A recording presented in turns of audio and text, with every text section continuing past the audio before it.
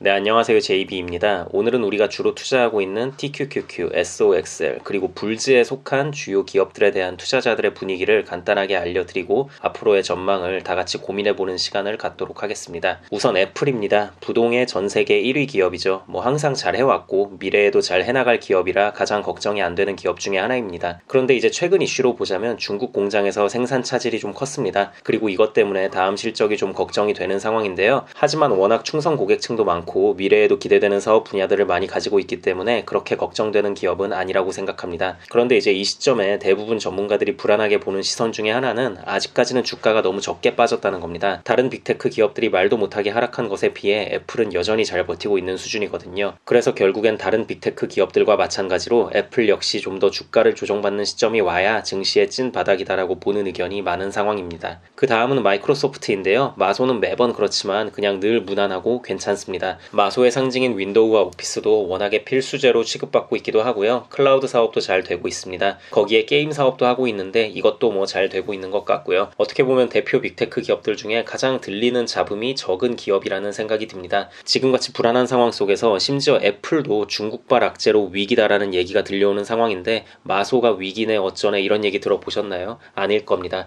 저는 지금 기준으로 따지면 어쩌면 이번 하락장에서 애플보다 마소가 더 잘 버티는 상황을 우리가 결국엔 마주할 수도 있지 않을까 싶습니다. 그리고 다음은 구글입니다. 구글은 지금 물론 역사적 저평가 구간이긴 하지만 광고 매출이라는 게 한 번에 확 회복할 수 있는 것이 아니라서 지금 같은 금리 인상 시기에는 좀 조심을 해야 하지 않을까 싶습니다. 구글을 좋게 보시는 분들은 그래도 구글은 광고 말고도 안드로이드라던가 클라우드라던가 헬스케어라던가 자율주행 웨이모라던가 이런저런 다른 사업들도 많이 하고 있으니까 물론 광고 매출이 절대적인 비중을 차지한다고는 하지만 그렇게 막 메타처럼 확 무너질 수는 없는 기업이라고 보고 있는 상황입니다. 그리고 다음은 아마존인데요. 아마존도 역시나 많이 빠졌습니다. 이건 제가 봤을 땐 더 이상 투자자들이 아마존의 사업 모델을 특별하다고 여기지 않는 부분이 큰 것 같고요. 거기에 결정적으로 아마존은 월마트에 이어 미국 내에서 노동자 고용을 두 번째로 많이 하고 있는 초거대 기업이잖아요. 그런데 지금 맨날 들려오는 소리가 인건비가 안 꺾인다. 특히 서비스 직군의 시간당 임금이 도저히 꺾일 생각이 없어 보인다고 연준에서도 계속 걱정을 하고 있습니다. 이게 이렇게 되면 당연히 많은 노동자를 고용해야 기업이 돌아가는 아마존 입장에서는 더욱 부담일 수밖에 없다고 봅니다. 그래서 당분간은 좀 안 좋지 않을까라는 생각이 들고요. 그리고 메타는 도저히 할 말이 없습니다. 그냥 답이 안 보이는 것 같아요. 본인들이 한때 죽어라 밀고 있던 메타버스도 사업부서 규모를 축소한다고 하는 거 보면 그냥 별 볼 일 없다는 걸 요즘 본인들도 많이 느끼고 있는 분위기인 것 같고요. 결국 메타는 광고 하나 믿고 갈 수밖에 없는 전형적인 광고 회사입니다. 메타를 구글이랑 비교하시는 분들이 많긴 한데 사실 메타를 구글에 들이대기에는 좀 많이 그렇죠. 구글은 그래도 광고 말고도 다른 것들도 이것저것 하고 있는 것들이 많고 해서 안정감이 있지만 메타는 딱히 그런 것도 아닌 오로지 광고 하나만 보고 가는 회사니까요. 메타를 보면 저는 참 드는 생각이 메타가 한창 잘 나갈 땐 그 성장 속도라던가 이런 것들이 어느 빅테크 부럽지 않았잖아요. 한때 페이스북이나 인스타그램으로 잘 나갈 땐 한없이 잘 나갈 것만 같은 대단한 기업으로 보였는데 이번 하락장 속에 냉정하게 지켜보니 그냥 인기 좀 있는 어플 개발한 그저 그런 기업이 아니었나라는 생각이 좀 듭니다. 결국 애플과 구글이 만들어 놓은 판 위에서 그 둘의 눈치를 보며 영업을 할 수밖에 없는 플랫폼을 가지지 못한 기업의 전형적인 한계를 보여주는 그런 안타까운 기업인 것 같습니다. 그래도 이 와중에 메타를 좋게 보는 분들이 있긴 합니다. 여전히 메타가 현금 흐름은 정말 좋다는 것이 좋게 보는 분들의 공통적인 입장인데요. 그래서 이젠 폭발적인 주가 상승을 바라는 성장주라고 보기엔 좀 그렇고 가치주의 관점으로 접근하면 괜찮다고 생각하는 분들이 있습니다. 그리고 다음은 테슬라입니다. 요즘 정말 말도 못하게 하락하고 있는 테슬라의 경우엔 2년 전 주가로 돌아가며 이젠 정말 괜찮은 가격대다 라고 말하는 분들도 계시지만 아니다 100불 이하로 더 떨어질 것이다 라고 더 큰 하락을 예측하는 입장도 있는 상황입니다. 테슬라는 머스크의 돌발 행동이 가장 큰 문제라고 보는 입장들도 있지만 단순히 그것만으로 이렇게까지 테슬라 주가가 하락한 건 아니라고 보고요. 제가 가장 최근에 올린 테슬라 관련 멤버십 영상에서도 말씀드렸지만 결국 테슬라의 미래가치라고 평가받던 부분들 예를 들면 테슬라의 상징이라고 볼 수 있는 완전 자율주행 분야 이게 시행이 되더라도 생각보다 너무 먼 미래에 시행이 될 거라고 보는 의견들이 많아지고 있고 이래저래 예전부터 테슬라의 미래 가치로 인정받으며 주가에 반영되었던 것들이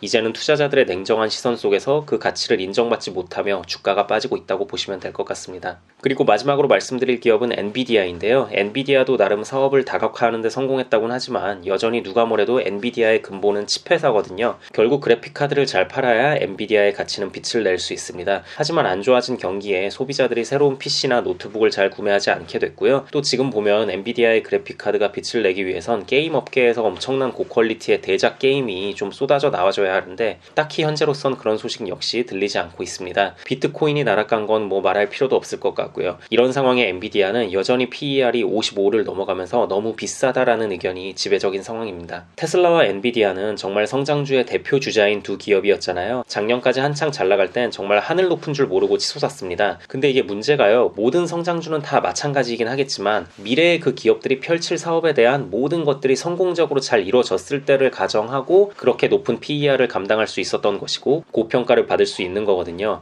엔비디아의 경우엔 메타버스 세상이 본격적으로 열리고 게임 업계와 비트코인이 계속해서 잘 나가며 엔비디아의 그래픽카드 역시 수요가 줄지 않고 없어서 못 파는 상황이 펼쳐지는 상황을 가정하고 당시에 높은 주가가 가능했었던 것이라고 보는데요. 현재 상황은 일단 이 세 가지 부분 모두 불분명한 상태이지 않나라는 생각이 듭니다. 그리고 테슬라 역시 마찬가지죠.